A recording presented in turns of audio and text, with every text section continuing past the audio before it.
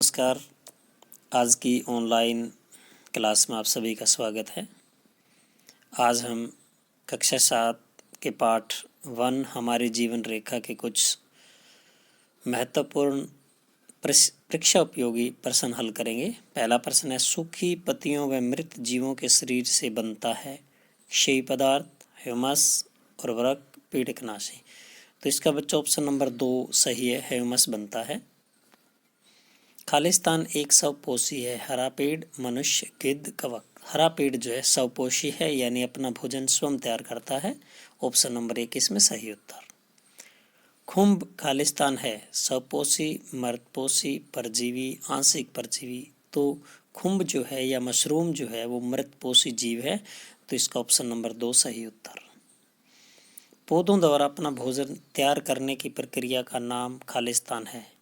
तो बच्चों इसे प्रकाश संश्लेषण कहते हैं या खाद्य संश्लेषण भी कह सकते हैं। तो ऑप्शन नंबर 3 इसका सही उत्तर। प्रकाश संश्लेषण प्रक्रम में खालिस्तान उत्पन्न होने वाली सह उत्पाद है जल, कार्बन डाइऑक्साइड, ऑक्सीजन, सौर ऊर्जा। तो ऑक्सीजन जो है वो उत्पन्न होती है। तो ऑप्शन नंबर 3 इसका सही उत्तर। मृत जंतुओं को नहीं खाता गिद्ध, तोता, कौवा, गिद्धड़। तो तोता जो है वो शाकाहारी होता है, इसलिए इस प्रश्न का ऑप्शन नंबर 2 सही उत्तर होगा।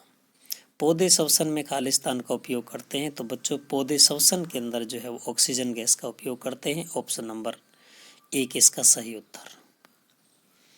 पेड़ खालिस्तान जल का अवशोषण करता है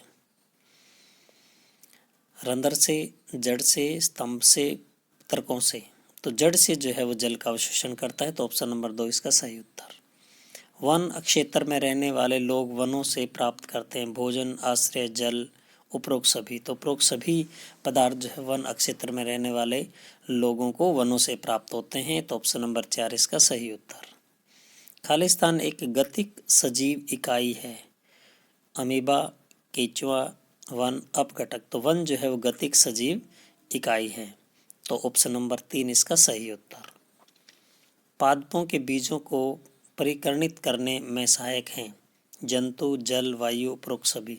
तो उपरोक्त सभी जो है वो बीजों को परिकर्णित यानी एक दूसरी जगह पर फैलाने में सहायक हैं। तो ऑप्शन नंबर 4 इसका सही उत्तर। वनोन्मूलन से वायु में खालिस्तान की मात्रा बढ़ जाती है। तो कार्बन डाइऑक्साइड की मात्रा बढ़ जाती है। तो ऑप्शन नंबर 2 इसका सही उत्तर। खालिस्तान भूम जल सत्र को बनाए रखने में सहायक है जंतु, अपघटक, वन, उपरोक्त सभी। तो वन जो है वो भूम जल सत्र को बनाए रखने में सहायक हैं।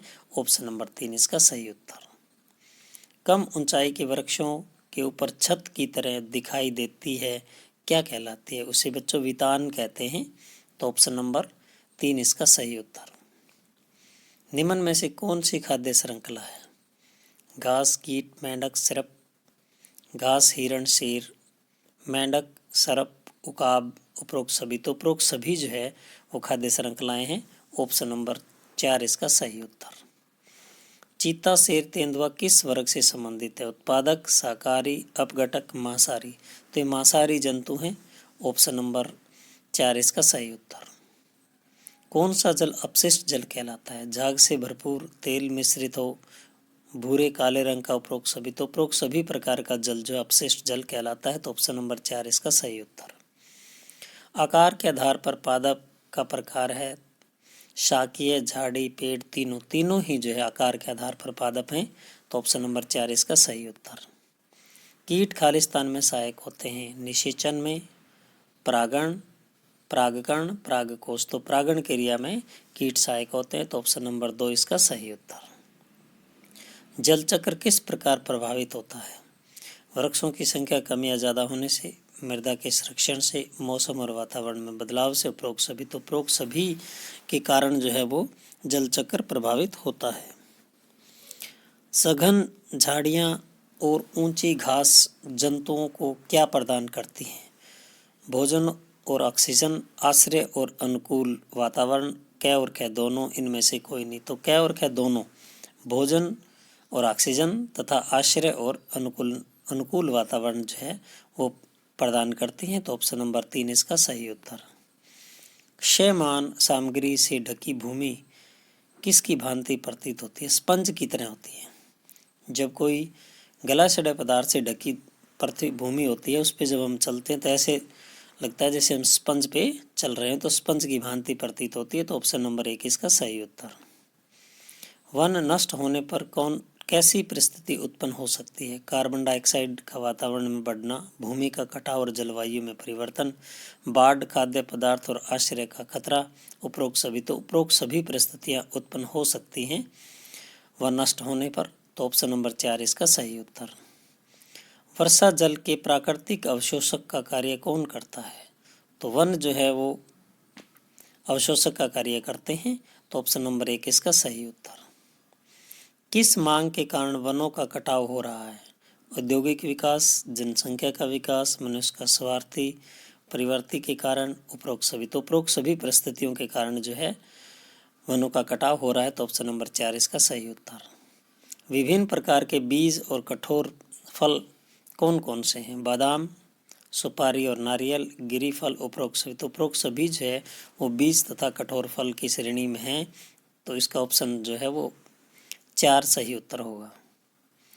कारखाना स्थापित करने की क्या हानि है? वायु प्रदूषण इससे बढ़ता है। तो ऑप्शन नंबर 1 इसका सही उत्तर।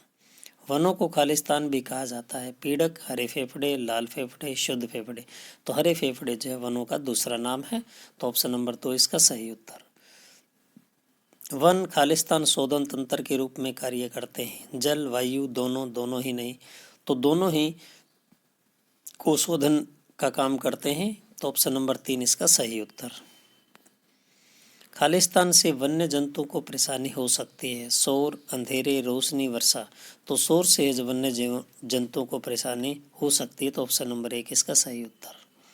खालिस्तान सघन वन का जंतु नहीं है। सेही, गौर, खरगोश, वराहा। तो खरगोश जो है वो बहुत ज़्यादा गहरे वनों में नहीं रहते। तो ऑप्शन नंबर 3 इसका सही उत्तर। खालिस्तान वन्य पादप नहीं है। आंवला, प्लास, अंजीर, आम। आम जो है वो वन्य पादप नहीं है। तो ऑप्शन नंबर डी इसका सही उत्तर। काष्ठ से बनी वस्तु नहीं है। कागज, लाख, टोकरी, प्लाईवुड। तो लाख जो है बच्चों काष्ठ यानी लकड़ी से नहीं बनती, इसलिए ऑप्शन नंबर 2 जो है इसका सही उत्तर होगा। खालिस्तान कम ऊंचाई के वृक्षों के ऊपर छत की तरह दिखाई देती है। कनोपी। कनोपी जो है कम ऊंचाई के वृक्षों के ऊपर छत की तरह दिखाई देती है। तो ऑप्शन नंबर 1 इसका सही उत्तर। निम्न में से क्या जंगलों से प्राप्त होता है? पेपर, फर्नीचर, दवाइयाँ, उपरोक्त सभी। तो उपरोक्त सभी वस्तुएं बच्चों जंगलों से प्राप्त होती हैं। तो ऑप्शन नंबर 4 जो इसका सही उत्तर होगा। सघन वन के क्षेत्रों पर में कौन से जंतु नहीं पाए जाते? शूकर, गौर तथा गिद्धड़, ऊंट और गाय, उपरोक्त सभी। तो इसमें प्रश्न का उत्तर जो उपरोक्त सभी